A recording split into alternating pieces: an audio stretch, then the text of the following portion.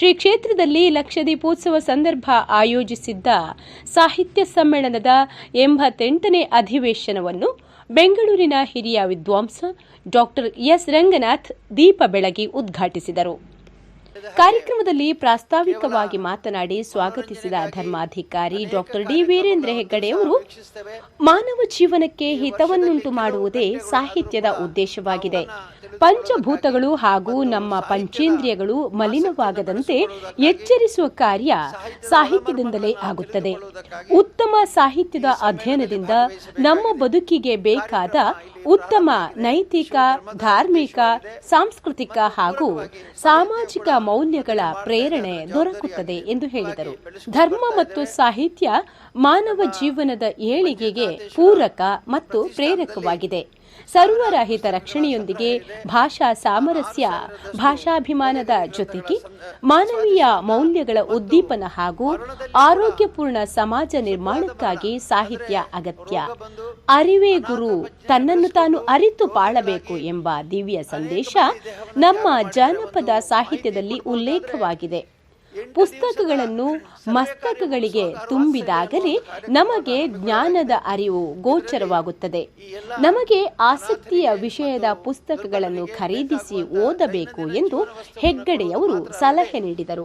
ಮಕ್ಕಳಿಗೂ ಈ ಬಗ್ಗೆ ಪ್ರೇರಣೆ, ಪ್ರೋತ್ಸಾಹ ನೀಡಬೇಕು. ಆಗ ಮಾತ್ರ ಸಾಹಿತ್ಯದ ವಿವಿಧ ಮಜಲುಗಳ ಪರಿಚಯವಾಗಿ ಸಮಕಾಲೀನ ವಾಸ್ತವತೆಗಳಿಗೆ ಸ್ಪಂದಿಸುವ ಮನಸ್ಸುಗಳ ನಿರ್ಮಾಣವಾಗುತ್ತದೆ. ಕೊರೋನಾ ಸಮಯದಲ್ಲಿ ತಾನು ಅತಿ ಹೆಚ್ಚು ಪುಸ್ತಕಗಳನ್ನು ಸ್ವೀಕರಿಸಿದ್ದೇನೆ ಹಾಗೂ ಓದಿದ್ದೇನೆ ಎಂದು ಅವರು ಹೇಳಿದರು. ಧರ್ಮಸ್ಥಳದಿಂದ ಮಂಜುವಾಣಿ ಮತ್ತು ನಿರಂತರ ಎಂಬ 2 ಮಾಸಪತ್ರಿಕೆಗಳನ್ನು ಪ್ರಕಟಿಸಿ ಜ್ಞಾನ ಪ್ರಸಾರ ಮಾಡಲಾಗುತ್ತದೆ.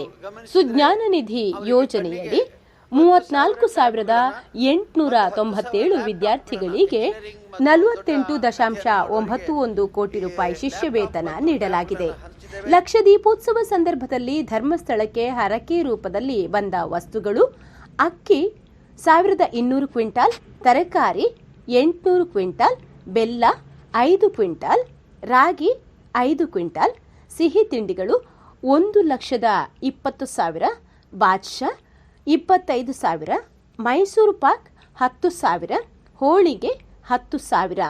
ದೀಪೋತ್ಸವದ 5 ದಿನಗಳಲ್ಲಿ 150 ತಂಡಗಳ 850 ಸದಸ್ಯರು ವಾದ್ಯ ಸೇವೆಯನ್ನು ಮಾಡಿರುತ್ತಾರೆ.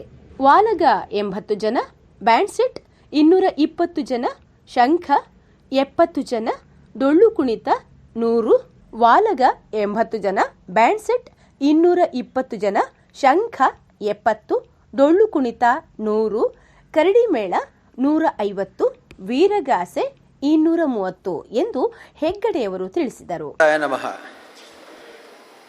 ಕ್ಷೇತ್ರದ ಶ್ರೀ ಮಂಜುನಾಥ ಸ್ವಾಮಿ ಸನ್ನಿಧಿ, ಧರ್ಮದೇವತೆಗಳು, ಮಹಾಗಣಪತಿ ಅಣ್ಣಪ್ಪ ಸ್ವಾಮಿ ಮತ್ತು ಚಂದ್ರನಾಥ ಸ್ವಾಮಿಯ ಸ್ಮರಣೆ ಮಾಡ್ತಾ, ಈ ವರ್ಷ ಸುಮಾರು 87 ವರ್ಷಗಳಲ್ಲಿ ನಡೆದುಕೊಂಡು ಬಂದಂತೆ ಆಚರಿಸುತ್ತಿರುವ ಧರ್ಮ ಮತ್ತು ಸಾಹಿತ್ಯ ಸಮ್ಮೇಳನಗಳ ಈ ಕಾರ್ಯಕ್ರಮದಲ್ಲಿ ನಾವಿದ್ದೇವೆ. 100 ವರ್ಷಗಳಿಂದ ನಡ್ಕೊಂಡು ಬರ್ತಾ ಇದೆ.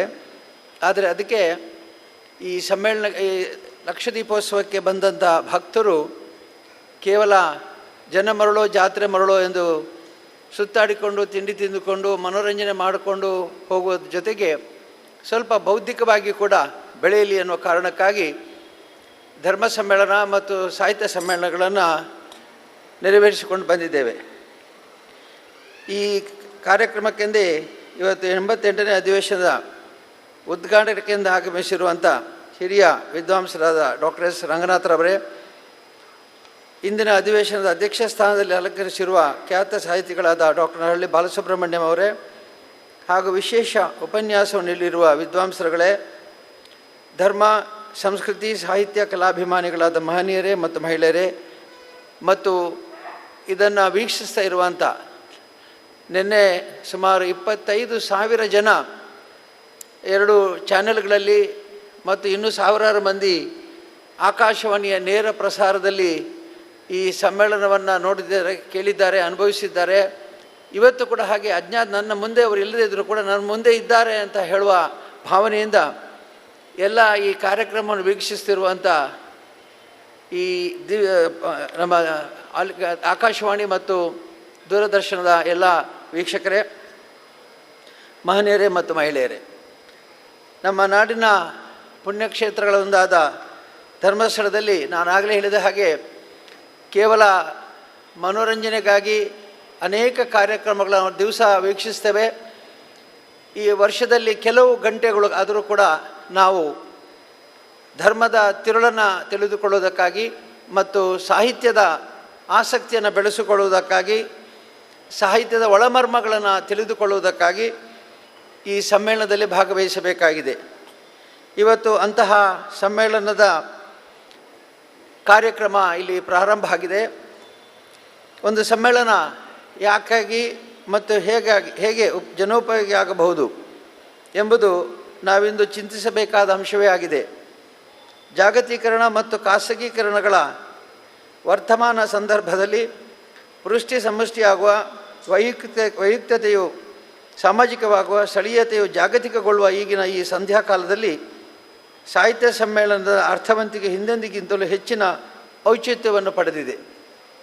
ಶ್ರೀ ಕ್ಷೇತ್ರದಲ್ಲಿ ಬಂದಿರುವ ಈ ಧರ್ಮ, ಸಾಹಿತ್ಯ ಹಾಗೂ ಲಲಿತಾ ಕಲಾಗೋಷ್ಠಿಗಳು ಸಾಂಸ್ಕೃತಿಕ ದಾಖಲೆಗಳು ಆಗಿ ಸಾರ್ಥಕವೆನಿಸುತ್ತವೆ. ಬದುಕಿನಲ್ಲಿ ಸ್ಥಿತ್ಯಂತರಗಳು ಸಹಜ, ಅದಕ್ಕೆ ಹೊಂದಿಕೊಂಡು ಮೌಲ್ಯಗಳು ಬದಲಾಗುತ್ತಾ ಇರುತ್ತವೆ. ಇಂತಹ ಸಂದಿಗ್ಧ ಕಾಲದಲ್ಲಿ ನಮ್ಮ ಮುಂದಿನ ಪೀಳಿಗೆಗೆ ಸರಿಯಾದ ಮಾರ್ಗದರ್ಶನ ಮಾಡಿ ಅವರು ಸನ್ಮಾರ್ಗಿಗಳಾಗುವಂತೆ ಪ್ರೇರಣೆ ನೀಡುವುದು ಧರ್ಮ ಸಮ್ಮೇಳನದ ಉದ್ದೇಶವು, ಧರ್ಮದ ಉದ್ದೇಶವಾಗಿದೆ. ಮತ್ತು ಪೂರಕವಾಗಿ ಸಾಹಿತ್ಯ ಕೂಡ ಅದನ್ನೇ ಮಾಡ್ತಾ ಇದೆ, ಅದರ ಜವಾಬ್ದಾರಿಯಾಗಿದೆ. ಈ ನಿಟ್ಟಿನಲ್ಲಿ ಕೆಲವು ಮಾಹಿತಿಗಳನ್ನು ನಿಮ್ಮ ಜೊತೆ ಹಂಚಿಕೊಳ್ಳೋದಕ್ಕೆ ಆಸೆ ಪಡ್ತೇನೆ. ಮುಖ್ಯವಾಗಿ ಕ್ಷೇತ್ರ ಧರ್ಮಸ್ಥಳದಲ್ಲಿ ಪುಸ್ತಕ ಹಾಗೂ ಓದುವ ಸಂಸ್ಕೃತಿಯನ್ನು ನಿರಂತರವಾಗಿ ಬೆಳೆಸಿಕೊಂಡು ಬರ್ತಾ ಇದ್ದೇವೆ. ನಮ್ಮ ಮಂಜುನಾಥೇಶ್ವರ ಪ್ರತಿಷ್ಠಾನದಲ್ಲಿ ಸಾವಿರಾರು ಪುಸ್ತಕಗಳ ಸಂಗ್ರಹ ಇದೆ. ಸುಮಾರು 6,000ದಷ್ಟು ಓಲೆಗರಿ ಗ್ರಂಥಗಳ ಸಂಗ್ರಹವಿದೆ. ಅದಲ್ಲದೆ ಕ್ಷೇತ್ರದಿಂದ ಪ್ರಕಟವಾಗುವ ಮಂಜುವಾಣಿ ಪತ್ರಿಕೆ ಇವತ್ತು ಪ್ರಖ್ಯಾತವಾಗಿದೆ. ಅದರ ಜೊತೆಗೆ ನನಗೆ ಬಹಳ ಸಂತೋಷ ಅಂತಂದರೆ ಗ್ರಾಮೀಣ ಜನರ ಬದುಕನ್ನು ಪರಿವರ್ತನೆ ಮಾಡತಕ್ಕಂಥ ಮತ್ತು ಅವರಿಗೆ ಪ್ರೋತ್ಸಾಹ ಕೊಡ್ತಕ್ಕಂಥ ನಿರಂತರ ಎನ್ನುವ ಮಾಸಪತ್ರಿಕೆಯನ್ನು ನಡೆಸ್ಕೊಂಡು ಬಂದಿದ್ದೇವೆ.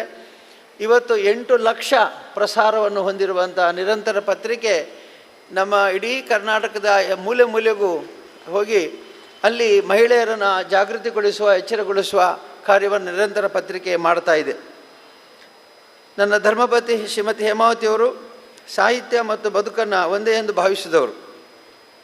ಈ ನೆಲೆಯಲ್ಲಿ ದೀನ ದುರ್ಬಲರಿಗೆ ಕೇವಲ ಸಾಹಿತ್ಯದ ಸಂದೇಶ ಮಾತ್ರ ಅಲ್ಲ, ಪ್ರಕಟಿತ ಸಂದೇಶ ಮಾತ್ರ ಅಲ್ಲ, ವಾಸ್ತವ್ಯವಾಗಿಯೂ ಕೂಡ ಅವರಿಗೆ ಬದುಕನ್ನು ಬದುಕನ್ನು ಆಸ್ವಾದಿಸುವಂಥ ಮತ್ತು ಮರಣದಲ್ಲಿ ಕೂಡ ಸುಖವಾದ ಮರಣ, ಅಂದರೆ ರೋಗ ಬಂದು ಅನಾಥ ಪ್ರಜ್ಞೆಯನ್ನು ಬೆಳೆಸಿಕೊಂಡು ರೋಗಿಗಳಾಗಿ ಅನೇಕ ಮಂದಿ ದೇಹವನ್ನು ತ್ಯಾಗ ಮಾಡಿದ್ದಾರೆ. ಒಂದು ಮಾಹಿತಿ ಕೊಡಬಹುದಾದರೆ 8 ದಿವಸದ ಸರ್ವೆ ಕಾರ್ಯ ಮುಗಿಸುವಾಗ 60 ಜನ ಅಲ್ಲಿ ನಿಧನರಾಗಿದ್ದಾರೆ.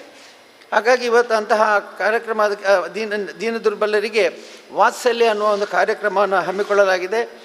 ಇದರಲ್ಲಿ ಈ ಎಲ್ಲ ಅನಾಥರಿಗೆ ಮತ್ತು ದುರ್ಬಲರಿಗೆ ಬೇಕಾಗುವಂಥ ದೈನಂದಿನ ಜೀವನ ವಸ್ತುಗಳನ್ನು ಕೊಡುವುದು ಮಾತ್ರ ಅಲ್ಲದೆ ನಮ್ಮ ಯೋಜನೆಯ ಸದಸ್ಯರು ಮತ್ತು ಅಲ್ಲಿ ಆ ಮನೆಗಳ ಸುತ್ತಮುತ್ತ ಇರತಕ್ಕಂಥವರಿಗೆ ಇವರನ್ನು ನೋಡ್ಕೋಬೇಕು, ಅವರಿಗೆ ಆಹಾರ ಕೊಡಬೇಕು, ಅವರನ್ನು ಅನಾರೋಗ್ಯ ಆದರೆ ಆಸ್ಪತ್ರೆಗೆ ಅಥವಾ ಔಷಧಿಯ ಚಿಕಿತ್ಸೆಯನ್ನು ಕೊಡಲಿಕ್ಕೆ ಪ್ರೇರಣೆ ಕೊಟ್ಟಿದ್ದೇವೆ. ಈ ಕಾರ್ಯಕ್ರಮ ಇವತ್ತು ವಾತ್ಸಲ್ಯ ಕಾರ್ಯಕ್ರಮದಲ್ಲಿ ಸುಮಾರು 10,000 ಮಂದಿ ಈ ನಿರ್ಗತಿಕರಿಗೆ, ಕಡುಬಡವರಿಗೆ ನಾವು ಅವರಿಗೆ ಸಹಾಯವನ್ನು ಕೊಟ್ಟಿದ್ದೇವೆ. ಸುಮಾರು 9 ಕೋಟಿಯಷ್ಟು ಮಾಸಾಶನವನ್ನು ಪ್ರತಿ ತಿಂಗಳು ನಾವು ಕೊಡ್ತಾ ಇದ್ದೇವೆ. ಅದನ್ನು ಕೂಡ ಮುಂದುವರಿಸೋದ್ರ ಜೊತೆಗೆ ಈ ವೈಯಕ್ತಿಕವಾಗಿ ಅವರ ಬದುಕಿನ ಕಡೆಗೆ ಕೂಡ ಗಮನ ಹರಿಸಲಾಗ್ತಾ ಇದೆ. ನಮಗೆ ಗೊತ್ತಿದ್ದಾಗೆ ಜಲ ಜೀವನದ ಮೂಲ ಸೂತ್ರ. ಹಾಗಾಗಿ ಕೆರೆಗಳ ಹೂಳೆತ್ತುವ ಕಾರ್ಯಕ್ರಮವನ್ನು ನಾವು ಮಾಡ್ತಾ ಇದ್ದೇವೆ. ಈಗಾಗಲೇ ಸುಮಾರು 250ಕ್ಕೂ ಹೆಚ್ಚು ಕೆರೆಗಳ ಹೂಳೆತ್ತಿ ದುರಸ್ತಿ ಮಾಡಿ ಕೃಷಿಗೆ ಮತ್ತು ಕುಡಿಯುವ ನೀರಿಗೆ ಮತ್ತು ಜಾನುವಾರುಗಳಿಗೆ ಅನುಕೂಲವಾಗುವಂಥ ವ್ಯವಸ್ಥೆಯನ್ನು ಮಾಡ್ತಾ ಇದ್ದೇವೆ. ವಿದ್ಯಾರ್ಥಿಗಳಿಗೆ ಈಗ ಆನ್ಲೈನ್ ತರಗತಿಗಳು ಹೆಚ್ಚು ಪ್ರಖ್ಯಾತವಾಗಿದೆ. ಆದ್ದರಿಂದ ಅವರಿಗೆ ಎಷ್ಟೋ ಕನ್ನಡ ಮಾಧ್ಯಮ ಶಾಲೆಗಳಲ್ಲಿ ಈ ಆನ್ಲೈನ್ ತರಬೇತಿಯನ್ನು ಪಡ್ಕೊಳ್ಳಿಕ್ಕೆ ಸೂಕ್ತವಾದ ಯಂತ್ರಗಳ ಉಪಕರಣಗಳಿರಲಿಲ್ಲ ಮತ್ತು ಮೊಬೈಲ್ನಲ್ಲಿ ಅದನ್ನು ಅವರು ಗಮನಿಸಿದರೆ ಅವರಿಗೆ ಕಣ್ಣಿಗೆ ತುಂಬ ದೋಷ ಬರುತ್ತೆ ಅಂಥೇಳಿ ಜ್ಞಾನತಾಣ ಅನ್ನುವಂಥ ಒಂದು ಕಾರ್ಯಕ್ರಮದಲ್ಲಿ 20,000 ಟ್ಯಾಬ್ಗಳನ್ನು ಮತ್ತು 10,000 ಲ್ಯಾಪ್ಟಾಪ್ಗಳನ್ನು ಎಂಜಿನಿಯರಿಂಗ್ ಮತ್ತು ದೊಡ್ಡ ಅಧ್ಯಯನ ಮಾಡುವವರಿಗೆ ಈ ಲ್ಯಾಪ್ಟಾಪ್ ಮತ್ತು ಟ್ಯಾಬ್ಗಳನ್ನು ಹಂಚಿದ್ದೇವೆ. 34,897 ವಿದ್ಯಾರ್ಥಿಗಳಿಗೆ ಪ್ರತಿ ವರ್ಷವೂ ಕೂಡ ಶಿಷ್ಯ ವೇತನವನ್ನು ಕೊಡ್ತಾ ಇದ್ದೇವೆ. ಅಂದರೆ ಸ್ಕಾಲರ್ಶಿಪ್ ಅಲ್ಲದೆ ಇದು ಈಗ ಟ್ಯಾಬ್ ಮತ್ತು ಲ್ಯಾಪ್ಟಾಪ್ ಕೊಡ್ತಾ ಇದ್ದೇವೆ. ಹಾಗಾಗಿ ವಿದ್ಯಾರ್ಥಿಗಳಿಗೆ ಅದು ಬಹಳ ಉಪಯುಕ್ತವಾದ ಕಾರ್ಯಕ್ರಮ ಆಗಿದೆ ಅಂತ ನಾನು ನಂಬಿದ್ದೇನೆ. ಗ್ರಾಮೀಣ ಮಹಿಳೆಯರಲ್ಲಿ ಸ್ವಾವಲಂಬನೆ ಮೂಡಿಸುವ ದೃಷ್ಟಿಯಿಂದ ಮಹಿಳೆಯರಿಗೆ ಸ್ವಉದ್ಯೋಗ, ಪರಿಸರ ಪ್ರಜ್ಞೆ, ವ್ಯವಹಾರ ಜ್ಞಾನ ಮತ್ತು ಮಕ್ಕಳ ಶಿಕ್ಷಣ, ನಾಗರಿಕ ಸೌಲಭ್ಯಗಳ ಕುರಿತು ತರಬೇತಿಯನ್ನು ಕೊಡ್ತಾ ಇದ್ದೇವೆ. ಯಾಕೆಂದರೆ ಎಷ್ಟೋ ಮಂದಿಗೆ ಆ ವಯಸ್ಸು ಆಗ್ತಾ ಹೋದ ಹಾಗೆ ನವೀನವಾದಂಥ ಬದುಕಿನ ಸ್ಥಿತ್ಯಂತರ ಪರಿಚಯ ಆಗೋದಿಲ್ಲ. ಇವತ್ತು ಅವರಿಗೆ ಅಂತಹ ಮಾಹಿತಿಯನ್ನು ಕೂಡ ಕೊಡ್ತಾ ಇದ್ದೇವೆ. ನಮ್ಮ ಪುಸ್ತಕಾಲಯವನ್ನು ಹೊಸ ಹಳೆಯ ಮ್ಯೂಸಿಯಂ ಇದ್ದಂಥ ಕಟ್ಟಡಕ್ಕೆ ವಿಸ್ತರಿಸುವ ಕಾರ್ಯಕ್ರಮವನ್ನು ನನ್ನ ತಮ್ಮ ಹರ್ಷೇಂದ್ರ ಕುಮಾರ್ ಮಾಡ್ತಾ ಇದ್ದಾನೆ. ಮತ್ತು ಇದರ ಜೊತೆಗೆ ಇವತ್ತು ನಮ್ಮ ಡಾಕ್ಟರ್ ವಿಘ್ನರಾಜ್ ಮತ್ತು ಪವನ್ ಕುಮಾರ್ ಎಂಬವರು ಇಬ್ಬರು ವಿದ್ವಾಂಸರು ಈ ಪುಸ್ತಕ ಸಂಗ್ರಹಾಲಯ ನೋಡ್ಕೊಳ್ತಾ ಇದ್ದಾರೆ. ಅವರು ಪ್ರಾಚೀನ ಭಾರತೀಯ ಲಿಪಿಗಳು ಅನ್ನುವಂಥ ಒಂದು ಗ್ರಂಥವನ್ನು ಪರಿಷ್ಕರಿಸಿ ಇವತ್ತು ಅದನ್ನು ಬಿಡುಗಡೆ ಆಗಲಿಕ್ಕಿದೆ ಇವತ್ತಿನ ಕಾರ್ಯಕ್ರಮದಲ್ಲಿ. ಅಂತೂ ಈ ಎಲ್ಲ ರೀತಿಯಿಂದಲೂ ಕೂಡ ನಮ್ಮ ಸಾಹಿತ್ಯಿಕ ಸೇವೆಯನ್ನು ವಿಸ್ತರಿಸ್ತಾ ಇದ್ದೇವೆ. ಧರ್ಮದ ತಿರುಳು, ಸಾಹಿತ್ಯದ ಸತ್ವ ಮನುಷ್ಯ ಹಿತವೇ ಆಗಿದೆ. ಆದ್ದರಿಂದ ಜನರಲ್ಲಿ ನೈತಿಕತೆ, ಸಚ್ಚಾರಿತ್ರ್ಯಗಳು ಬೆಳೆಸುವ ಕಾರ್ಯವು ಇವುಗಳಿಂದಲೇ ಆಗಬೇಕಾಗಿದೆ. ಇಂದು ಪಂಚಭೂತಗಳು, ಪಂಚೇಂದ್ರಿಯಗಳು ಮಲಿನವಾಗದಂತೆ ಎಚ್ಚರಿಸುವ ಕಾರ್ಯ ಸಾಹಿತ್ಯದಿಂದಲೇ ಆಗ್ತಾ ಇದೆ. ಸಹಿತವಾದುದು ಅಂದರೆ ಮಾನವ ಜೀವನಕ್ಕೆ ಹಿತವನ್ನುಂಟು ಮಾಡುವಂಥದ್ದೇ ಸಾಹಿತ್ಯವೆಂದು ಹೇಳಲಾಗಿದೆ. ಉತ್ತಮ ಸಾಹಿತ್ಯದ ಅಧ್ಯಯನದಿಂದ ಮಾನವನ ಬದುಕಿಗೆ ಅವಶ್ಯಕವಾದಂಥ ಉತ್ತಮ ನೈತಿಕ, ಧಾರ್ಮಿಕ ಮತ್ತು ಸಾಂಸ್ಕೃತಿಕ, ಸಾಮಾಜಿಕ ಮೌಲ್ಯಗಳ ಸತ್ಪ್ರೇರಣೆ ದೊರೆಯುತ್ತಾ ಇದೆ. ಧರ್ಮ ಮತ್ತು ಸಾಹಿತ್ಯ ಮಾನವರ ಏಳಿಗೆಗೆ ಪೂರಕ ಮತ್ತು ಪ್ರೇರಕವಾಗಿದೆ. ನಮ್ಮಲ್ಲಿ ಆಚರಿಸ್ತಾ ಬಂದಿರುವಂಥ ಈ ಸಮ್ಮೇಳನಗಳ ಉದ್ದೇಶವು ಸರ್ವರ ಹಿತ ಹಾಗೂ ಸುಂದರ ಸಹಬಾಳ್ವೆಯ ಜೊತೆಗೆ ಭಾಷಾ ಸಾಮರಸ್ಯ, ಭಾಷಾಭಿಮಾನದ ಜೊತೆಗೆ ಮಾನವೀಯ ಗುಣಗಳ ಉದ್ದೀಪನ ಈ ಸಮ್ಮೇಳನದ ಉದ್ದೇಶವಾಗಿದೆ. ಈ ಮೂಲಕ ಸ್ವಚ್ಛ ಸಮಾಜದ ನಿರ್ಮಾಣವಾಗಬೇಕಾಗಿದೆ. ಅವರವರ ದರ್ಶನಕ್ಕೆ, ಅವರವರ ವೇಷದಲ್ಲಿ ಅವರವರಿಗೆಲ್ಲ ಗುರು ನೀನೊಬ್ಬನೇ, ಅವರವರ ಭಾವಕ್ಕೆ ಅವರವರ ಪೂಜೆ, ಅವರವರಿಗೆಲ್ಲ ದೇವ ನೀನೊಬ್ಬನೇ ಎಂದು ಮುಪ್ಪಿನ ಷಡಕ್ಷರಿ ಹಾಡಿದ ಮಾತಿನಂತೆ ದೇವನೊಬ್ಬ ನಾಮ ಹಲವು ಎಂಬ ತತ್ವ ಇದೆ. ಜನಸಾಮಾನ್ಯರಲ್ಲಿ ಅವರವರ ಭಾವ ಭಕ್ತಿಗೆ ಅಂತೆ ಭಗವಂತನನ್ನು ಸ್ತುತಿಸುವರು. ಇಲ್ಲಿ ಗುರು ಅಂದರೆ ದೇವರು, ಗುರು ಎಂದರೆ ಜ್ಞಾನದ ಅರಿವು ಎಂಬ ಭಾವ.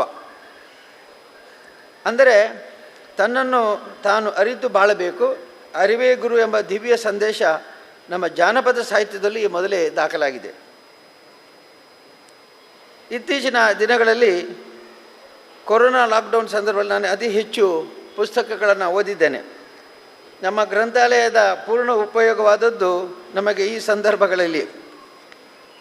ಈ ಬಾರಿಯ ಈ ಕೊರೋನಾ ಪೀಡಿತ ಸಮಯದಲ್ಲಿ ಅನೇಕ ಪುಸ್ತಕಗಳನ್ನು ನಾನು ಸ್ವೀಕರಿಸಿದ್ದೇನೆ. ಬಹುಶಃ ಅಷ್ಟು ಪುಸ್ತಕಗಳು ಹೆಚ್ಚಾಗಿ ಸಂಗ್ರಹಿತವಾಗಿದೆ ಮತ್ತು ಅಚ್ಚಾಗಿದೆ.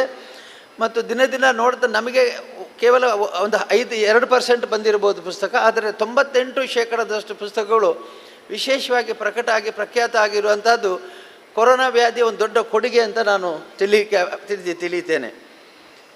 ನಮ್ಮ ಅನೇಕ ಪುಸ್ತಕ ಪ್ರಿಯರ ಮನೆಯ ಮೂಲೆಗಳಲ್ಲಿ ಇಟ್ಟಿದ್ದ ಪುಸ್ತಕಗಳ ರಾಶಿಗಳು ಧೂಳು ಕೊಡವಿಕೊಂಡು ಹೊರ ಬಂದದಲ್ಲದೆ ಅನೇಕರ ಮಸ್ತಕಗಳಿಗೆ ಪ್ರವೇಶಿಸಿವೆ. ಆದ್ದರಿಂದ ನಾನು ಸರ್ವರಲ್ಲಿ ಆಗ್ರಹಪೂರ್ವಕವಾಗಿ ಹೇಳಿಕೊಳ್ತೇನೆ, ನಿಮ್ಮ ಆಸಕ್ತಿಯ ವಿಷಯಗಳನ್ನು ವಿಂಗಡಿಸಿ ಆ ವಿಭಾಗದಲ್ಲಿರುವ ಪ್ರಕಟಗೊಂಡಿರುವ ಹೆಚ್ಚು ಪುಸ್ತಕಗಳನ್ನು ಖರೀದಿಸಿರಿ, ಅವುಗಳನ್ನು ಓದಿರಿ ಮತ್ತು ಮುಂದಿನ ಪೀಳಿಗೆಗೆ ಈ ಅಭಿರುಚಿ ಬೆಳೆಯುವಂತೆ ಅವರನ್ನು ಪ್ರೇರೇಪಿಸಿ. ಆಗ ಮಾತ್ರವೇ ಸಾಹಿತ್ಯದ ವಿವಿಧ ಮಜಲುಗಳ ಪರಿಚಯ, ಸಮಾಜದ ಸಮಕಾಲೀನ ವಾಸ್ತವತೆಗಳಿಗೆ ಸ್ಪಂದಿಸುವ ಮನಸ್ಸು ನಿರ್ಮಾಣ ಆಗ್ತದೆ. ಈ ಸಂದರ್ಭದಲ್ಲಿ ವಿದೇಶಗಳಲ್ಲಿದ್ದಂಥ ಕನ್ನಡಿಗರು ಕನ್ನಡ ಭಕ್ತಿಯನ್ನು ಪ್ರದರ್ಶಿಸಿದ್ದು ನನ್ನ ಗಮನಕ್ಕೆ ಬಂದಿದೆ. ನಾನು ಅನೇಕ ವೆಬ್ನಾರ್ ಮೀಟಿಂಗ್ನಲ್ಲಿ, ಅಂದರೆ ಆನ್ಲೈನ್ ಸಮಾವೇಶಗಳಲ್ಲಿ ಭಾಗವಹಿಸಿದ್ದೇನೆ. ಒಂದು ಕೆನಡಾ ದೇಶದಿಂದ ಅಲ್ಲಿಯ ಕನ್ನಡಿಗರು ವ್ಯವಸ್ಥೆ ಮಾಡಿದರು. ಯುರೋಪ್ ದೇಶದ ಅನೇಕ ರಾಜ್ಯಗಳು ಅವರು ಈ ಜಾಲದ ಮೂಲಕ ಸಮ್ಮೇಳನ ಕನ್ನಡ ರಾಜ್ಯೋತ್ಸವವನ್ನು ಆಚರಿಸಿದರು. ಗಲ್ಫ್ ದೇಶದಲ್ಲಿರ್ತಕ್ಕಂಥವ್ರು, ಮಸ್ಕತ್, ಅಬುದಾಬಿ, ದುಬೈ ಮುಂತಾದ ಪ್ರದೇಶಗಳಲ್ಲಿ ಇರ್ತಕ್ಕಂಥವ್ರು ಅವರು ಒಂದು ಪ್ರತ್ಯೇಕವಾದ ಕನ್ನಡ ರಾಜ್ಯೋತ್ಸವವನ್ನು ಆಚರಿಸಿದರು. ಈ ಎಲ್ಲ ಸಂದರ್ಭಗಳಲ್ಲಿ ನಾನು ಗಮನಿಸಿದ್ದೇನೆಂದರೆ, ಕನ್ನಡ ನಾಡಿಂದ ದೂರ ಹೋದವರಿಗೆ ಮಾತೃಭಾಷೆಯ ಸ್ಮರಣೆ, ಮಾತೃಭೂಮಿಯ ನೆನಪು ಮತ್ತು ಇಲ್ಲಿಯ ಸಂಬಂಧಗಳು ಎಷ್ಟು ಕಾಡ್ತವೆ ಎನ್ನುವುದನ್ನು ನನಗೆ ಗೊತ್ತಾಯಿತು. ಅವರು ತಮ್ಮ ಪ್ರಶ್ನೆಗಳನ್ನು ಕೇಳುವಾಗ ಅಥವಾ ತಮ್ಮ ಅಭಿಪ್ರಾಯವನ್ನು ವ್ಯಕ್ತಪಡಿಸುವಾಗ ಎಷ್ಟು ಶುದ್ಧವಾದ ಕನ್ನಡದಲ್ಲಿ ಅವರು ಮಾತನಾಡಿದ್ದಾರೆ ಅಂತಂದರೆ ನನಗೆ ಅದು ಅತೀವ ಹೆಮ್ಮೆ ಅನ್ನಿಸಿತು. ಮತ್ತು ನಾವು ಕನ್ನಡಿಗರು ಕರ್ನಾಟಕದಲ್ಲಿ ಇದ್ದುಕೊಂಡು ಕಂಗ್ಲೀಷ್ ಮಾತಾಡುವ ಬದಲು ಶುದ್ಧ ಕನ್ನಡವನ್ನು ಮಾತನಾಡುವ ಅಭ್ಯಾಸವನ್ನು ಬೆಳೆಸ್ಕೊಳ್ಬೇಕು ಅಂತೇಳಿ ಸಂದೇಶ ಕೊಡಬೇಕು ಅಂತ ನನಗೆ ಅನಿಸಿತ್ತು. ಇಂದಿನ ಸಾಹಿತ್ಯ ಸಮ್ಮೇಳನದ ಉದ್ಘಾಟಕರಾಗಿ ಆಗಮಿಸಿರುವವರು ವೇದಭೂಷಣ ಡಾಕ್ಟರ್ ಎಸ್ ರಂಗನಾಥ್ರವರು. ನಮ್ಮ ಭಾರತೀಯ ಸಂಸ್ಕೃತಿಯ ರಾಯಭಾರಿಗಳೆಂದೇ ನಾವು ಅವರನ್ನು ಅಭಿನಂದಿಸುತ್ತೇವೆ. ಕಾರಣ America, London, Bangkok, Berlin, Nottingham, Oxford, Cambridge, Wittenberg ಮುಂತಾದೆಡೆಗಳಲ್ಲಿ ಭಾರತೀಯ ವೇದಶಾಸ್ತ್ರ ಹಾಗೂ ತತ್ವಶಾಸ್ತ್ರದ ಕುರಿತು ತಮ್ಮ ವಿದ್ವತ್ಪೂರ್ಣ ವಿಚಾರಗಳನ್ನು ಮಂಡಿಸಿರುವುದಲ್ಲದೆ ವಿಶ್ವಕ್ಕೆ ನಮ್ಮ ಋಷಿ ಪರಂಪರೆಯ ಕೊಡುಗೆಗಳನ್ನು ಅವರು ನೆನಪಿಸಿದ್ದಾರೆ. ಶ್ರೀಯುತರು ಬೆಂಗಳೂರು ವಿಶ್ವವಿದ್ಯಾಲಯದ ಸಂಸ್ಕೃತ MA ತರಗತಿಯಲ್ಲಿ ಪ್ರಥಮ ರ್ಯಾಂಕಿನೊಂದಿಗೆ 2 ಚಿನ್ನದ ಪದಕಗಳನ್ನು ಗಳಿಸಿದವರು. ಚಾಮರಾಜೇಂದ್ರ ಸಂಸ್ಕೃತ ಕಾಲೇಜಿನಿಂದ ಅದ್ವೈತ ವೇದಾಂತದಲ್ಲಿ ವಿದ್ವಾನ್ ಪದವಿ ಹಾಗೂ ಹಿಂದಿಯಲ್ಲಿ ಭಾಷಾ ವಿಶಾರದ ಪ್ರಶಸ್ತಿಯನ್ನು ಗಳಿಸಿದವರು ಮತ್ತು ಬೆಂಗಳೂರು ವಿಶ್ವವಿದ್ಯಾಲಯದಿಂದ PhD ಹಾಗೂ ಹಿಮಾಚಲ ಪ್ರದೇಶ ವಿಶ್ವವಿದ್ಯಾಲಯದ D.Litt ಪದವಿ ಪಡೆದು ಇಲ್ಲಿಯವರೆಗೆ 108 ಪುಸ್ತಕಗಳನ್ನು, ಅನೇಕ ಸಾವಿರಾರು ಲೇಖನಗಳನ್ನು ಬರೆದಿದ್ದಾರೆ. NMKRV ಕಾಲೇಜಿನ ಸಂಸ್ಕೃತ ಅಧ್ಯಯನ ಸಂಸ್ಥೆಯ ನಿರ್ದೇಶಕರಾಗಿ, ಕೇಂದ್ರ ಸಾಹಿತ್ಯ ಅಕಾಡೆಮಿ ಪ್ರಶಸ್ತಿ ಸಂಸ್ಕೃತ ಭಾಷೆಗೆ ನಿರ್ಣಾಯಕರಾಗಿ ಅವರು ಕಾರ್ಯನಿರ್ವಹಿಸಿದ್ದಾರೆ. ಶ್ರೀಯುತರ ಸಾಧನೆಗಾಗಿ ವೇದಭೂಷಣ, ವಿದ್ಯಾವಾರಿಧಿ, ಶ್ರೇಷ್ಠ ವೇದ ವಿದ್ವಾಂಸ ಹೀಗೆ ಹಲವಾರು ಪ್ರಶಸ್ತಿ ಪುರಸ್ಕಾರಗಳನ್ನು ಹೊಂದಿದ್ದಾರೆ. ಅನೇಕ ವಿಶ್ವವಿದ್ಯಾಲಯಗಳು, ಮಠ ಸಂಘ ಸಂಸ್ಥೆಗಳು ಅವರನ್ನು ಗೌರವಿಸಿವೆ. ಅವರನ್ನು 88ನೇ ಸಾಹಿತ್ಯ ಸಮ್ಮೇಳನದ ಅಧ್ಯಕ್ಷತೆ ಅವರನ್ನು ಈ ಉದ್ಘಾಟನೆಗೆ ಬಂದವರನ್ನು ಅತ್ಯಂತ ಗೌರವಪೂರ್ವಕವಾಗಿ ಸ್ವಾಗತಿಸ್ತೇನೆ. ಈ 88ನೇ ಸಾಹಿತ್ಯ ಸಮ್ಮೇಳನದ ಅಧ್ಯಕ್ಷತೆಯನ್ನು ವಹಿಸಿರುವವರು ಕನ್ನಡದ ಪ್ರಖ್ಯಾತ ವಿಮರ್ಶಕರು ಹಾಗೂ ವಾಗ್ಮಿಗಳಾದ ಡಾಕ್ಟರ್ ನರಹಳ್ಳಿ ಬಾಲಸುಬ್ರಹ್ಮಣ್ಯ ಅವರು, ಮಂಡ್ಯ ಜಿಲ್ಲೆಯ ನರಹಳ್ಳಿಯವರು. ಶ್ರೀಯುತರು ಬೆಂಗಳೂರು ವಿಶ್ವವಿದ್ಯಾಲಯದಿಂದ BA ಹಾಗೂ MA ಪದವಿಯನ್ನು ಚಿನ್ನದ ಪದಕದೊಂದಿಗೆ ಪ್ರಥಮ ರ್ಯಾಂಕಿನಲ್ಲಿ ಉತ್ತೀರ್ಣರಾದವರು. ಶೇಷಾದ್ರಿಪುರಂ ಕಾಲೇಜು ಬೆಂಗಳೂರಿನಲ್ಲಿ ಉಪನ್ಯಾಸಕ ವೃತ್ತಿಯನ್ನು ಪ್ರಾರಂಭಿಸಿ ಪ್ರಾಧ್ಯಾಪಕರಾಗಿ, ಕನ್ನಡ ವಿಭಾಗದ ಮುಖ್ಯಸ್ಥರಾಗಿ, ಕಾಲೇಜಿನ ಪ್ರಾಂಶುಪಾಲರಾಗಿ ಸೇವೆ ಸಲ್ಲಿಸಿದ್ದಾರೆ. ಅನೇಕ ಪ್ರಸಿದ್ಧ ಕೃತಿಗಳನ್ನು ರಚಿಸಿದ್ದಾರೆ, ಸಾಹಿತ್ಯ ಲೋಕಕ್ಕೆ ಸಮರ್ಪಿಸಿದ್ದಾರೆ. ಕನ್ನಡ ಸಾಹಿತ್ಯ ಲೋಕದಲ್ಲಿ ತನ್ನದೇ ಆದ ಛಾಪು ಮೂಡಿಸಿರುವ ಶ್ರೀಯುತರು ಕನ್ನಡ ಸಾಹಿತ್ಯ ಪರಿಷತ್ತಿನ ಗೌರವ ಕಾರ್ಯದರ್ಶಿಗಳಾಗಿ, ಜ್ಞಾನಪೀಠ ಪ್ರಶಸ್ತಿ ಆಯ್ಕೆ ಸಮಿತಿ ಸದಸ್ಯರಾಗಿದ್ದರಲ್ಲದೆ ಇನ್ನೂ ಹಲವು ಸಂಘ ಸಂಸ್ಥೆಗಳ ಸಂಚಾಲಕರಾಗಿ, ನಿರ್ದೇಶಕರಾಗಿ, ಅಧ್ಯಕ್ಷರಾಗಿ ತಮ್ಮ ಜವಾಬ್ದಾರಿಗಳನ್ನು ಹುದ್ದೆಯನ್ನು ಸಮರ್ಪಕವಾಗಿ ನಿಭಾಯಿಸಿಕೊಂಡು ಕನ್ನಡ ಸಾರಸ್ವತ ಲೋಕದಲ್ಲಿ ಮನ್ನಣೆಯನ್ನು ಪಡೆದಿದ್ದಾರೆ. ಅವರ ಈ ಸಾಧನೆ ಹಾಗೂ ಸೇವೆಗಾಗಿ 20ಕ್ಕೂ ಹೆಚ್ಚು ಪ್ರಶ್ನಿಸಿದ ಪ್ರಶಸ್ತಿ ಪುರಸ್ಕಾರಗಳು ಅವರಿಗೆ ಸಂದಿವೆ. ಅವರನ್ನು ನಮ್ಮ ಸಮ್ಮೇಳನದ ಪರವಾಗಿ, ನಿಮ್ಮೆಲ್ಲರ ಪರವಾಗಿ ಆದರಪೂರ್ವಕವಾಗಿ ಸ್ವಾಗತವನ್ನು ಬಯಸ್ತೇನೆ. ಇಂದಿನ ಸಮ್ಮೇಳನದಲ್ಲಿ ಪಂಪನ ಆದಿ ಪುರಾಣದಲ್ಲಿ ಜೀವನ ದೃಷ್ಟಿ ಎಂಬ ವಿಚಾರವಾಗಿ ಮಾತನಾಡಲಿರುವ ಮತ್ತೊಬ್ಬ ಉಪನ್ಯಾಸಕರು ಡಾಕ್ಟರ್ ಜ್ಯೋತಿ ಶಂಕರ್ ಅವರು. ಮೈಸೂರು ವಿಶ್ವವಿದ್ಯಾಲಯದಿಂದ MA, PhD, D.Litt ಪದವಿಯನ್ನು ಪಡೆದವರು. ಕರ್ನಾಟಕ ಶಾಸ್ತ್ರೀಯ ಸಂಗೀತ, ಗಮಕ ವಿದ್ವತ್ ಹಾಗೂ ಚಿತ್ರಕಲೆ ಮತ್ತು ಹರಿದಾಸ ಸಾಹಿತ್ಯದಲ್ಲಿಯೂ ಅವರು ಪದವಿಯನ್ನು ಪಡೆದಿದ್ದಾರೆ. ಸಂಸ್ಕೃತಿ, ಸಂಗೀತ, ವ್ಯಕ್ತಿತ್ವ ವಿಕಸನದ ಕುರಿತು ಅನೇಕ ಉಪನ್ಯಾಸಗಳನ್ನು ನೀಡಿದ್ದಾರೆ. ಪ್ರಸ್ತುತ ಮೈಸೂರಿನ ಕರ್ನಾಟಕ ರಾಜ್ಯ ಮುಕ್ತ ವಿಶ್ವವಿದ್ಯಾಲಯದ ಕನ್ನಡ ಅಧ್ಯಯನ ಮತ್ತು ಸಂಶೋಧನಾ ವಿಭಾಗದಲ್ಲಿ ಪ್ರಾಧ್ಯಾಪಕಿಯಾಗಿ ಕಾರ್ಯನಿರ್ವಹಿಸುತ್ತಿದ್ದಾರೆ. ಇವರ 18 ಹೆಚ್ಚು ಪುಸ್ತಕಗಳು, 50ಕ್ಕೂ ಹೆಚ್ಚು ಸಂಶೋಧನಾ ಲೇಖನಗಳು ಪ್ರಕಟವಾಗಿವೆ.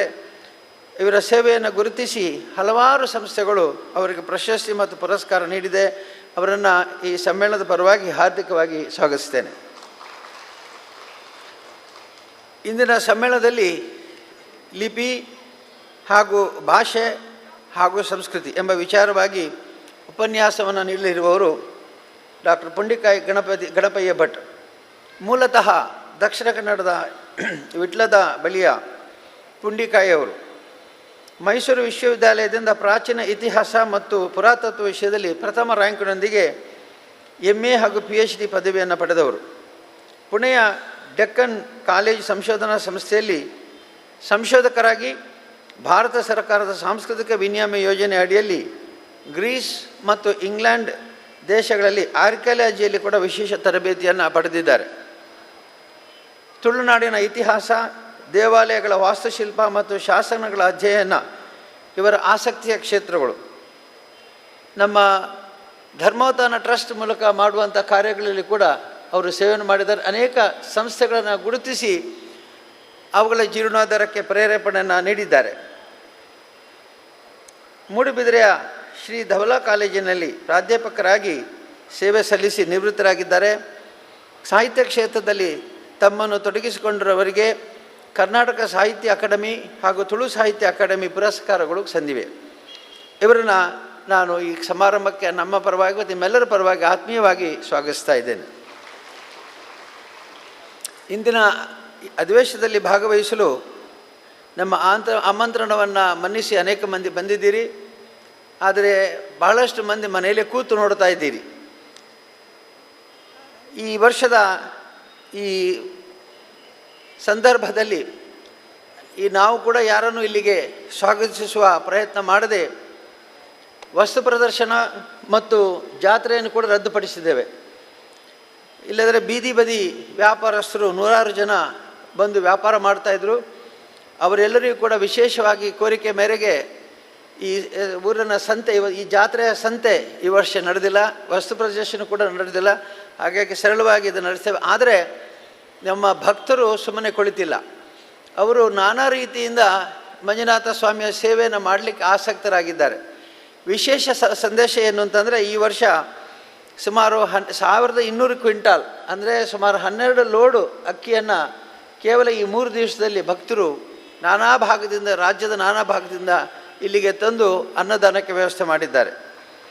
ಇದಲ್ಲದೆ ಸಿಹಿ ಹಂಚಬೇಕು ಅಂತ ಹೇಳಿ 1,20,000 ಲಾಡು, ಅದೇ ರೀತಿಯಲ್ಲಿ ನಾನಾ ರೀತಿಯ ಸಿಹಿ ಪದಾರ್ಥಗಳು, ಬಾದ್ಶಾ, ಮೈಸೂರು ಪಾಕ್, ಹೋಳಿಗೆ ಮುಂತಾದ ಅನೇಕ ಸಿಹಿ ತಿಂಡಿಗಳನ್ನು ಮಾಡಿ ಅದು ತಂದುಕೊಟ್ಟಿದ್ದಾರೆ. ಬಹುಶಃ ಇವತ್ತು ಮತ್ತು ನಾಳೆ ಎಲ್ಲರಿಗೂ 2-3 ರೀತಿಯ ಸಿಹಿಯನ್ನು ಬಳಸುವ ಅವಕಾಶವನ್ನು ಈ ಎಲ್ಲ ಭಕ್ತಾದಿಗಳು ಕೊಟ್ಟಿದ್ದಾರೆ. ಇಂದು ರಾತ್ರಿ ಸುಮಾರು 50,000 ಜನರಿಗೆ ಅನ್ನದಾನದ ವ್ಯವಸ್ಥೆಯನ್ನು ಅವರೇ ಮಾಡಿದ್ದಾರೆ. ಇವತ್ತು ನಮ್ಮ ಅನ್ನಪೂರ್ಣದ ಹಿಂಭಾಗದಲ್ಲಿರುವಂಥ ಮೈದಾನದಲ್ಲಿ ಅವರ ಅಡುಗೆ ತಯಾರಿ ಬೆಳಗಿಂದ ನಡೀತಾ ಇದೆ. ಈ ಎಲ್ಲ ಅನ್ನದಾನದ ಸೇವಾಕರ್ತರಿಗೆ, ಕ್ಷೇತ್ರದ ಭಕ್ತರಿಗೆ ನಾನು ವಿಶೇಷವಾಗಿ ಮಂಜುನಾಥ ಸ್ವಾಮಿ ಅನುಗ್ರಹವನ್ನು ಕೋರ್ತಾ, ಅವರೆಲ್ಲರಿಗೂ ಮುಂದೆ ಎಲ್ಲ ರೀತಿಯ ಅನುಗ್ರಹವನ್ನು ಭಗವಂತ ಮಾಡಲಿ, ಶ್ರೀ ಮಂಜುನಾಥ ಸ್ವಾಮಿ ಮಾಡಲಿ, ಮತ್ತು ಅವರ ಕ್ಷೇತ್ರದ ಪ್ರೀತಿ ಮತ್ತು ಅವರ ಕ್ಷೇತ್ರದ ಮೇಲೆ ಭಕ್ತಿ ಹೀಗೆ ಮುಂದುವರಿಲಿ ಅಂಥೇಳಿ ನಾನು ದೇವರಲ್ಲಿ ಪ್ರಾರ್ಥಿಸ್ತೇನೆ. ಇನ್ನು ಬರಬೇಡಿ ಅಂತ ಹೇಳಲಿಲ್ಲ, ಯಾರಿಗೂ ಬನ್ನಿ ಅಂತ ಆಹ್ವಾನಿಸಲಿಲ್ಲ. ಆದರೂ ಕೂಡ ಇವತ್ತು ಸುಮಾರು 80 ವಾಲಗ ಸೆಟ್ನವ್ರು ಬಂದಿದ್ದಾರೆ. ಬಹುಶಃ ಇನ್ನೊಂದು ಅಷ್ಟೇ 50% ಹೆಚ್ಚು ಬರಬೇಕಿತ್ತು. ಆದರೆ ಕೆಲವರು ಹಣಕಾಸಿನ ಕೊರತೆಯಿಂದಾಗಿ ಕೂಡ ಬಸ್ ಹತ್ತಿರಲಿಕ್ಕಿಲ್ಲ. ಎರಡನೇದಾಗಿ ಬಸ್ಸಿನವರು ಕೂಡ ಸತ್ಯಾಗ್ರಹ ಇದೇ ಸಮಯದಲ್ಲೇ ಮಾಡಿದ್ದಾರೆ. ಮೂರನೇದಾಗಿ ಅನಿವಾರ್ಯವಾಗಿ ಹೋಗ್ಬೋದು ಬೇಡವೋ, ಧರ್ಮಸ್ಥಳಕ್ಕೆ ಪ್ರವೇಶ ಕೊಡ್ತಾರಾ ಇಲ್ವೋ ಅಂತ ಭಯದಿಂದಲೂ ಬಂದವರು ಕಡಿಮೆ ಆಗಿದ್ದಾರೆ. ಅಂತೂ ಇವತ್ತು 80 ಸೆಟ್ ವಾಲಗ, ಸುಮಾರು 220 ಮಂದಿ ಬ್ಯಾಂಡ್ ಸೆಟ್ನವ್ರು ಬಂದಿದ್ದಾರೆ. ಜಾನಪದ ಶಂಖ, ಈಗ ಎಲ್ಲ ಕಡೆ ಕಡಿಮೆ ಆಗ್ತಾ ಇರುವಂಥ ಶಂಖದಾಸರು 70 ಮಂದಿ ಶಂಖ ಊದೋರು ಬಂದಿದ್ದಾರೆ. 100 ಡೊಳ್ಳು ಕುಣಿತದವರು ಬಂದು, ಈಗ ನೀವು ಶಬ್ದ ಕೇಳಿದಿರಿ, ಅವರು ನಿಲ್ಲಿಸಬೇಕಾದ್ರೆ ಸ್ವಲ್ಪ ಹತೋಟಿ ಮಾಡಬೇಕಾದ್ರೆ ಕಷ್ಟ ಇದೆ. ಅಷ್ಟು ಉತ್ಸಾಹದಲ್ಲಿ ಅವರು ಇರ್ತಾರೆ. ರಾತ್ರಿ ಬೆಳಗಿನ ತನಕ ಹೊಡೆದ್ರೂ ಕೂಡ ಅವರಿಗೆ ಆಯಾಸ ಆಗೋದಿಲ್ಲ. ಆಮೇಲೆ ಕರಡಿ ಮೇಳ, ಚಿಟ್ಟು ಮೇಳ, ವೀರಗಾಸೆ, 100 ಮಂದಿ ಇವತ್ತು ಬಂದಿದ್ದಾರೆ. ರಾತ್ರಿ ಇಡೀ ನಮ್ಮ ಕ್ಷೇತ್ರವನ್ನು ನಡುಗಿಸಿಡ್ತಾರೆ. ನಾನು ಯಾವಾಗಲೂ ಹೇಳೋದಿದೆ, ಬ್ಯಾಂಡ್ ಮತ್ತು ಈ ಚೆಂಡೆ ಇವೆಲ್ಲ ಕೇಳಿದರೆ ಧರ್ಮಸ್ಥಳ ಗಡಗಡ ಅಂತ ನಡುಗ್ತಾ ಇರುತ್ತೆ ಅಂತ ಹೇಳಿ. ಅಷ್ಟು ಅವರ ಜಾನಪದ ಕಲಾವಿದರನ್ನು ಎಲ್ಲರನ್ನು ಕೂಡ ನಾನು ಇವತ್ತು ಸ್ವಾಗತಿಸ್ತೇನೆ. ಮತ್ತೊಮ್ಮೆ ಇಲ್ಲಿ ಅನೇಕ ಜನಪ್ರತಿನಿಧಿಗಳು ಬಂದಿದ್ದೀರಿ, ಸರ್ಕಾರಿ ಅಧಿಕಾರಿಗಳು ಬಂದಿದ್ದೀರಿ, ವಿವಿಧ ಪತ್ರಿಕಾ ಪ್ರತಿನಿಧಿಗಳು ಬಂದಿದ್ದೀರಿ, ಆಕಾಶವಾಣಿ ದೂರದರ್ಶನದ ನೇರ ಪ್ರಸಾರಕ್ಕೆ ಮಂಗಳೂರಿಂದ ಬಂದಿದ್ದಾರೆ, ವಿದ್ಯುನ್ಮಾನ ಮಾಧ್ಯಮಗಳ ಪ್ರತಿನಿಧಿಗಳು ಬಂದಿದ್ದಾರೆ. ನಿಮ್ಮೆಲ್ಲರನ್ನು ಬಹಳ ಪ್ರೀತಿಯಿಂದ ನಮ್ಮ ಕ್ಷೇತ್ರಕ್ಕೆ ಆತ್ಮೀಯವಾಗಿ ಸ್ವಾಗತಿಸ್ತೇನೆ. ಮತ್ತೊಮ್ಮೆ ಇಲ್ಲಿ ನೀವೆಲ್ಲ ಬಂದು ಇಲ್ಲಿ ಕಾರ್ಯಕ್ರಮದಲ್ಲಿ ಭಾಗವಹಿಸಿದ್ದೀರಿ ಮತ್ತು ಈ ನಮ್ಮ ಟಿ ವಿ ಮೂಲಕ, ಶಂಕರ್ ಟಿ ವಿ ಮತ್ತು ನಮ್ಮ ಕುಡ್ಲ ಮತ್ತು ಸುದ್ದಿ ಬಿಡುಗಡೆ ಮತ್ತು ವಾಟ್ಸಪ್ ಮೂಲಕ ವೀಕ್ಷಣೆ ಮಾಡ್ತಕ್ಕಂಥ ಎಲ್ಲ ನಮ್ಮ ಅಭಿಮಾನಿಗಳಿಗೆ, ಸಾಹಿತ್ಯಾಸಕ್ತರಿಗೆ ಮತ್ತೊಮ್ಮೆ ನಾನು ಶುಭವನ್ನು ಕೋರ್ತಾ, ಯಾಕೆ ಸ್ವಾಗತ ಕೋರ್ಲಿಕ್ಕೆ ಸಾಧ್ಯವಿಲ್ಲ, ಶುಭವನ್ನು ಕೋರ್ತಾ ಈ ಪರಿಪಾಠ ಬೆಳೆಸ್ಕೊಳ್ಳಿ. ಬರೇ ದೂರದರ್ಶನದಲ್ಲಿ ಬರುವಂಥ ಸಿನಿಮಾಗಳು ಮನೋರಂಜನೆ ಅಲ್ಲದೆ ಈ ಸಾಹಿತ್ಯ ಸಂದೇಶಗಳನ್ನು ಕೂಡ ಕೇಳಿ ಅಂಥೇಳಿ ಎಲ್ಲರಿಗೂ ಶ್ರೀ ಮಂಜುನಾಥ ಸ್ವಾಮಿ ಆಶೀರ್ವಾದವನ್ನು ಕೋರ್ತಾ ನನ್ನ ಸ್ವಾಗತ ಭಾಷಣ. ಡಾಕ್ಟರ್ ಜ್ಯೋತಿ ಶಂಕರ್ ಅವರು ಮೈಸೂರು ವಿಶ್ವವಿದ್ಯಾಲಯದಿಂದ MA PhD ಡಿಲಿಟ್ ಪದವಿಯನ್ನು ಪಡೆದವರು. ಕರ್ನಾಟಕ ಶಾಸ್ತ್ರೀಯ ಸಂಗೀತ, ಗಮಕ ವಿದ್ವತ್ ಹಾಗೂ ಚಿತ್ರಕಲೆ ಮತ್ತು ಹರಿದಾಸ ಸಾಹಿತ್ಯದಲ್ಲಿಯೂ ಅವರು ಪದವಿಯನ್ನು ಪಡೆದಿದ್ದಾರೆ. ಸಂಸ್ಕೃತಿ, ಸಂಗೀತ, ವ್ಯಕ್ತಿತ್ವ ವಿಕಸನದ ಕುರಿತು ಅನೇಕ ಉಪನ್ಯಾಸಗಳನ್ನು ನೀಡಿದ್ದಾರೆ. ಪ್ರಸ್ತುತ ಮೈಸೂರಿನ ಕರ್ನಾಟಕ ರಾಜ್ಯ ಮುಕ್ತ ವಿಶ್ವವಿದ್ಯಾಲಯದ ಕನ್ನಡ ಅಧ್ಯಯನ ಮತ್ತು ಸಂಶೋಧನಾ ವಿಭಾಗದಲ್ಲಿ ಪ್ರಾಧ್ಯಾಪಕಿಯಾಗಿ ಕಾರ್ಯನಿರ್ವಹಿಸುತ್ತಿದ್ದಾರೆ. ಇವರ 18 ಹೆಚ್ಚು ಪುಸ್ತಕಗಳು, 50ಕ್ಕೂ ಹೆಚ್ಚು ಸಂಶೋಧನಾ ಲೇಖನಗಳು ಪ್ರಕಟವಾಗಿವೆ. ಇವರ ಸೇವೆಯನ್ನು ಗುರುತಿಸಿ ಹಲವಾರು ಸಂಸ್ಥೆಗಳು ಅವರಿಗೆ ಪ್ರಶಸ್ತಿ ಮತ್ತು ಪುರಸ್ಕಾರ ನೀಡಿದೆ. ಅವರನ್ನು ಈ ಸಮ್ಮೇಳನದ ಪರವಾಗಿ ಹಾರ್ದಿಕವಾಗಿ ಸ್ವಾಗತಿಸ್ತೇನೆ. ಇಂದಿನ ಸಮ್ಮೇಳನದಲ್ಲಿ ಲಿಪಿ ಹಾಗೂ ಭಾಷೆ ಹಾಗೂ ಸಂಸ್ಕೃತಿ ಎಂಬ ವಿಚಾರವಾಗಿ ಉಪನ್ಯಾಸವನ್ನು ನೀಡಲಿರುವವರು ಡಾಕ್ಟರ್ ಪುಂಡಿಕಾಯಿ ಗಣಪಯ್ಯ ಭಟ್. ಮೂಲತಃ ದಕ್ಷಿಣ ಕನ್ನಡದ ವಿಟ್ಲದ ಬಳಿಯ ಪುಂಡಿಕಾಯಿಯವರು. ಮೈಸೂರು ವಿಶ್ವವಿದ್ಯಾಲಯದಿಂದ ಪ್ರಾಚೀನ ಇತಿಹಾಸ ಮತ್ತು ಪುರಾತತ್ವ ವಿಷಯದಲ್ಲಿ ಪ್ರಥಮ ರ್ಯಾಂಕ್ನೊಂದಿಗೆ MA ಹಾಗೂ PhD ಪದವಿಯನ್ನು ಪಡೆದವರು. ಪುಣೆಯ ಡೆಕ್ಕನ್ ಕಾಲೇಜ್ ಸಂಶೋಧನಾ ಸಂಸ್ಥೆಯಲ್ಲಿ ಸಂಶೋಧಕರಾಗಿ ಭಾರತ ಸರ್ಕಾರದ ಸಾಂಸ್ಕೃತಿಕ ವಿನಿಮಯ ಯೋಜನೆ ಅಡಿಯಲ್ಲಿ ಗ್ರೀಸ್ ಮತ್ತು ಇಂಗ್ಲೆಂಡ್ ದೇಶಗಳಲ್ಲಿ ಆರ್ಕಿಯಾಲಜಿಯಲ್ಲಿ ಕೂಡ ವಿಶೇಷ ತರಬೇತಿಯನ್ನು ಪಡೆದಿದ್ದಾರೆ. ತುಳುನಾಡಿನ ಇತಿಹಾಸ, ದೇವಾಲಯಗಳ ವಾಸ್ತುಶಿಲ್ಪ ಮತ್ತು ಶಾಸನಗಳ ಅಧ್ಯಯನ ಇವರ ಆಸಕ್ತಿಯ ಕ್ಷೇತ್ರಗಳು. ನಮ್ಮ ಧರ್ಮೋತ್ಥಾನ ಟ್ರಸ್ಟ್ ಮೂಲಕ ಮಾಡುವಂಥ ಕಾರ್ಯಗಳಲ್ಲಿ ಕೂಡ ಅವರು ಸೇವೆಯನ್ನು ಮಾಡಿದ್ದಾರೆ. ಅನೇಕ ಸಂಸ್ಥೆಗಳನ್ನು ಗುರುತಿಸಿ ಅವುಗಳ ಜೀರ್ಣೋದ್ಧಾರಕ್ಕೆ ಪ್ರೇರೇಪಣೆಯನ್ನು ನೀಡಿದ್ದಾರೆ. ಮೂಡುಬಿದಿರೆಯ ಶ್ರೀ ಧವಲಾ ಕಾಲೇಜಿನಲ್ಲಿ ಪ್ರಾಧ್ಯಾಪಕರಾಗಿ ಸೇವೆ ಸಲ್ಲಿಸಿ ನಿವೃತ್ತರಾಗಿದ್ದಾರೆ. ಸಾಹಿತ್ಯ ಕ್ಷೇತ್ರದಲ್ಲಿ ತಮ್ಮನ್ನು ತೊಡಗಿಸಿಕೊಂಡಿರುವವರಿಗೆ ಕರ್ನಾಟಕ ಸಾಹಿತ್ಯ ಅಕಾಡೆಮಿ ಹಾಗೂ ತುಳು ಸಾಹಿತ್ಯ ಅಕಾಡೆಮಿ ಪುರಸ್ಕಾರಗಳು ಸಂದಿವೆ. ಇವರನ್ನು ನಾನು ಈ ಸಮಾರಂಭಕ್ಕೆ ನಮ್ಮ ಪರವಾಗಿ ಮತ್ತು ನಿಮ್ಮೆಲ್ಲರ ಪರವಾಗಿ ಆತ್ಮೀಯವಾಗಿ ಸ್ವಾಗತಿಸ್ತಾ ಇದ್ದೇನೆ. ಇಂದಿನ ಅಧಿವೇಶನದಲ್ಲಿ ಭಾಗವಹಿಸಲು ನಮ್ಮ ಆಮಂತ್ರಣವನ್ನು ಮನ್ನಿಸಿ ಅನೇಕ ಮಂದಿ ಬಂದಿದ್ದೀರಿ. ಆದರೆ ಬಹಳಷ್ಟು ಮಂದಿ ಮನೆಯಲ್ಲೇ ಕೂತು ನೋಡ್ತಾ ಇದ್ದೀರಿ. ಈ ವರ್ಷದ ಈ ಸಂದರ್ಭದಲ್ಲಿ ನಾವು ಕೂಡ ಯಾರನ್ನು ಇಲ್ಲಿಗೆ ಸ್ವಾಗತಿಸುವ ಪ್ರಯತ್ನ ಮಾಡದೆ ವಸ್ತು ಪ್ರದರ್ಶನ ಮತ್ತು ಜಾತ್ರೆಯನ್ನು ಕೂಡ ರದ್ದುಪಡಿಸಿದ್ದೇವೆ. ಇಲ್ಲದ್ರೆ ಬೀದಿ ಬದಿ ವ್ಯಾಪಾರಸ್ಥರು 100 ಜನ ಬಂದು ವ್ಯಾಪಾರ ಮಾಡ್ತಾಯಿದ್ರು. ಅವರೆಲ್ಲರಿಗೂ ಕೂಡ ವಿಶೇಷವಾಗಿ ಕೋರಿಕೆ ಮೇರೆಗೆ ಈ ಊರಿನ ಸಂತೆ, ಈ ಜಾತ್ರೆಯ ಸಂತೆ ಈ ವರ್ಷ ನಡೆದಿಲ್ಲ, ವಸ್ತು ಪ್ರದರ್ಶನ ಕೂಡ ನಡೆದಿಲ್ಲ. ಹಾಗಾಗಿ ಸರಳವಾಗಿ ಇದು ನಡೆಸ್ತೇವೆ. ಆದರೆ ನಮ್ಮ ಭಕ್ತರು ಸುಮ್ಮನೆ ಕುಳಿತಿಲ್ಲ. ಅವರು ನಾನಾ ರೀತಿಯಿಂದ ಮಂಜುನಾಥ ಸ್ವಾಮಿಯ ಸೇವೆಯನ್ನು ಮಾಡಲಿಕ್ಕೆ ಆಸಕ್ತರಾಗಿದ್ದಾರೆ. ವಿಶೇಷ ಸಂದೇಶ ಏನು ಅಂತಂದರೆ, ಈ ವರ್ಷ ಸುಮಾರು 1200 ಕ್ವಿಂಟಾಲ್ ಅಂದರೆ ಸುಮಾರು 12 ಲೋಡು ಅಕ್ಕಿಯನ್ನು ಕೇವಲ ಈ 3 ದಿವಸದಲ್ಲಿ ಭಕ್ತರು ನಾನಾ ಭಾಗದಿಂದ, ರಾಜ್ಯದ ನಾನಾ ಭಾಗದಿಂದ ಇಲ್ಲಿಗೆ ತಂದು ಅನ್ನದಾನಕ್ಕೆ ವ್ಯವಸ್ಥೆ ಮಾಡಿದ್ದಾರೆ. ಇದಲ್ಲದೆ ಸಿಹಿ ಹಂಚಬೇಕು ಅಂತ ಹೇಳಿ 1,20,000 ಲಾಡು, ಅದೇ ರೀತಿಯಲ್ಲಿ ನಾನಾ ರೀತಿಯ ಸಿಹಿ ಪದಾರ್ಥಗಳು, ಬಾದುಷಾ, ಮೈಸೂರು ಪಾಕ್, ಹೋಳಿಗೆ ಮುಂತಾದ ಅನೇಕ ಸಿಹಿ ತಿಂಡಿಗಳನ್ನು ಮಾಡಿ ಅದನ್ನು ತಂದುಕೊಟ್ಟಿದ್ದಾರೆ. ಬಹುಶಃ ಇವತ್ತು ಮತ್ತು ನಾಳೆ ಎಲ್ಲರಿಗೂ 2-3 ರೀತಿಯ ಸಿಹಿಯನ್ನು ಬಳಸುವ ಅವಕಾಶವನ್ನು ಈ ಎಲ್ಲ ಭಕ್ತಾದಿಗಳು ಕೊಟ್ಟಿದ್ದಾರೆ. ಇಂದು ರಾತ್ರಿ ಸುಮಾರು 50,000 ಜನರಿಗೆ ಅನ್ನದಾನದ ವ್ಯವಸ್ಥೆಯನ್ನು ಅವರೇ ಮಾಡಿದ್ದಾರೆ. ಇವತ್ತು ನಮ್ಮ ಅನ್ನಪೂರ್ಣದ ಹಿಂಭಾಗದಲ್ಲಿರುವಂಥ ಮೈದಾನದಲ್ಲಿ ಅವರ ಅಡುಗೆ ತಯಾರಿ ಬೆಳಗಿಂದ ನಡೀತಾ ಇದೆ. ಈ ಎಲ್ಲ ಅನ್ನದಾನದ ಸೇವಾಕರ್ತರಿಗೆ, ಕ್ಷೇತ್ರದ ಭಕ್ತರಿಗೆ ನಾನು ವಿಶೇಷವಾಗಿ ಮಂಜುನಾಥ ಸ್ವಾಮಿ ಅನುಗ್ರಹವನ್ನು ಕೋರ್ತಾ, ಅವರೆಲ್ಲರಿಗೂ ಮುಂದೆ ಎಲ್ಲ ರೀತಿಯ ಅನುಗ್ರಹವನ್ನು ಭಗವಂತ ಮಾಡಲಿ, ಶ್ರೀ ಮಂಜುನಾಥ ಸ್ವಾಮಿ ಮಾಡಲಿ, ಮತ್ತು ಅವರ ಕ್ಷೇತ್ರದ ಪ್ರೀತಿ ಮತ್ತು ಅವರ ಕ್ಷೇತ್ರದ ಮೇಲೆ ಭಕ್ತಿ ಹೀಗೆ ಮುಂದುವರಿಲಿ ಅಂಥೇಳಿ ನಾನು ದೇವರಲ್ಲಿ ಪ್ರಾರ್ಥಿಸ್ತೇನೆ. ಇನ್ನು ಬರಬೇಡಿ ಅಂತ ಹೇಳಲಿಲ್ಲ, ಯಾರಿಗೂ ಬನ್ನಿ ಅಂತ ಆಹ್ವಾನಿಸಲಿಲ್ಲ. ಆದರೂ ಕೂಡ ಇವತ್ತು ಸುಮಾರು 80 ವಾಲಗ ಸೆಟ್ನವ್ರು ಬಂದಿದ್ದಾರೆ. ಬಹುಶಃ ಇನ್ನೊಂದು ಅಷ್ಟೇ 50% ಹೆಚ್ಚು ಬರಬೇಕಿತ್ತು. ಆದರೆ ಕೆಲವರು ಹಣಕಾಸಿನ ಕೊರತೆಯಿಂದಾಗಿ ಕೂಡ ಬಸ್ ಹತ್ತಿರಲಿಕ್ಕಿಲ್ಲ. ಎರಡನೇದಾಗಿ ಬಸ್ಸಿನವರು ಕೂಡ ಸತ್ಯಾಗ್ರಹ ಇದೇ ಸಮಯದಲ್ಲೇ ಮಾಡಿದ್ದಾರೆ. ಮೂರನೇದಾಗಿ ಅನಿವಾರ್ಯವಾಗಿ ಹೋಗ್ಬೋದು ಬೇಡವೋ, ಧರ್ಮಸ್ಥಳಕ್ಕೆ ಪ್ರವೇಶ ಕೊಡ್ತಾರಾ ಇಲ್ವೋ ಅಂತ ಭಯದಿಂದಲೂ ಬಂದವರು ಕಡಿಮೆ ಆಗಿದ್ದಾರೆ. ಅಂತೂ ಇವತ್ತು 80 ಸೆಟ್ ವಾಲಗ, ಸುಮಾರು 220 ಮಂದಿ ಬ್ಯಾಂಡ್ ಸೆಟ್ನವ್ರು ಬಂದಿದ್ದಾರೆ. ಜಾನಪದ ಶಂಖ, ಈಗ ಎಲ್ಲ ಕಡೆ ಕಡಿಮೆ ಆಗ್ತಾ ಇರುವಂಥ ಶಂಖದಾಸರು 70 ಮಂದಿ ಶಂಖ ಊದೋರು ಬಂದಿದ್ದಾರೆ. 100 ಡೊಳ್ಳು ಕುಣಿತದವರು ಬಂದು, ಈಗ ನೀವು ಶಬ್ದ ಕೇಳಿದಿರಿ, ಅವರು ನಿಲ್ಲಿಸಬೇಕಾದ್ರೆ ಸ್ವಲ್ಪ ಹತೋಟಿ ಮಾಡಬೇಕಾದ್ರೆ ಕಷ್ಟ ಇದೆ. ಅಷ್ಟು ಉತ್ಸಾಹದಲ್ಲಿ ಅವರು ಇರ್ತಾರೆ. ರಾತ್ರಿ ಬೆಳಗಿನ ತನಕ ಹೊಡೆದ್ರೂ ಕೂಡ ಅವರಿಗೆ ಆಯಾಸ ಆಗೋದಿಲ್ಲ. ಆಮೇಲೆ ಕರಡಿ ಮೇಳ, ಚಿಟ್ಟು ಮೇಳ, ವೀರಗಾಸ, 100 ಮಂದಿ ಇವತ್ತು ಬಂದಿದ್ದಾರೆ. ರಾತ್ರಿ ಇಡೀ ನಮ್ಮ ಕ್ಷೇತ್ರವನ್ನು ನಡುಗಿಸಿಡ್ತಾರೆ. ನಾನು ಯಾವಾಗಲೂ ಹೇಳೋದಿದೆ, ಬ್ಯಾಂಡ್ ಮತ್ತು ಈ ಚೆಂಡೆ ಇವೆಲ್ಲ ಕೇಳಿದರೆ ಧರ್ಮಸ್ಥಳ ಗಡಗಡ ಅಂತ ನಡುಗ್ತಾ ಇರುತ್ತೆ ಅಂಥೇಳಿ. ಅಷ್ಟು ಅವರ ಜಾನಪದ ಕಲಾವಿದರನ್ನು ಎಲ್ಲರನ್ನು ಕೂಡ ನಾನು ಇವತ್ತು ಸ್ವಾಗತಿಸ್ತೇನೆ. ಮತ್ತೊಮ್ಮೆ ಇಲ್ಲಿ ಅನೇಕ ಜನಪ್ರತಿನಿಧಿಗಳು ಬಂದಿದ್ದೀರಿ, ಸರ್ಕಾರಿ ಅಧಿಕಾರಿಗಳು ಬಂದಿದ್ದೀರಿ, ವಿವಿಧ ಪತ್ರಿಕಾ ಪ್ರತಿನಿಧಿಗಳು ಬಂದಿದ್ದೀರಿ, ಆಕಾಶವಾಣಿ ದೂರದರ್ಶನದ ನೇರ ಪ್ರಸಾರಕ್ಕೆ ಮಂಗಳೂರಿಂದ ಬಂದಿದ್ದಾರೆ, ವಿದ್ಯುನ್ಮಾನ ಮಾಧ್ಯಮಗಳ ಪ್ರತಿನಿಧಿಗಳು ಬಂದಿದ್ದಾರೆ. ನಿಮ್ಮೆಲ್ಲರನ್ನು ಬಹಳ ಪ್ರೀತಿಯಿಂದ ನಮ್ಮ ಕ್ಷೇತ್ರಕ್ಕೆ ಆತ್ಮೀಯವಾಗಿ ಸ್ವಾಗತಿಸ್ತೇನೆ. ಮತ್ತೊಮ್ಮೆ ಇಲ್ಲಿ ನೀವೆಲ್ಲ ಬಂದು ಇಲ್ಲಿ ಕಾರ್ಯಕ್ರಮದಲ್ಲಿ ಭಾಗವಹಿಸಿದ್ದೀರಿ.